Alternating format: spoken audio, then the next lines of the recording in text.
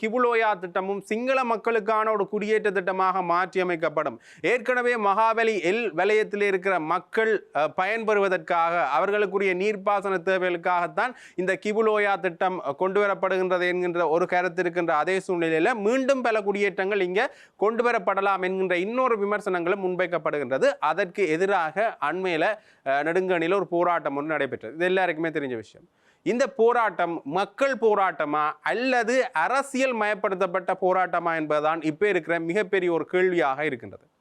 இந்த விடயங்கள் தொடர்பாக நாங்கள் பார்க்கின்ற பொழுது இதில் ஒரு விடயத்தை நாங்கள் கட்டாயம் பார்க்கணும். ஒரு நபர் சார்ந்த விடயத்தை கட்டாயம் பார்க்க வேண்டி இருக்கின்றது. சந்திரகுமார் அவர்கள் சார்ந்த விமர்சனம் முன்னைய காலகட்டங்களில் சுமந்திரன் அவர்களால் சரமாரியாக வழங்கப்படுகின்றது. அதுக்கு முதல் சந்திரகுமார் அவர்கள் இந்த கட்சியில் இருந்தார் என்று பார்த்தீங்கன்னா இபிடிபி கட்சி, ஈழ மக்கள் ஜனநாயக கட்சி. ஈழ மக்கள் ஜனநாயக கட்சி சார்ந்த விடயங்கள், டக்ளஸ் தேவானந்த சார்ந்த விடயங்கள் தொடர்பாக நாங்கள் எங்களோட காணொலிகளில் பல விடயங்களில் கூறியிருக்கின்றோம்.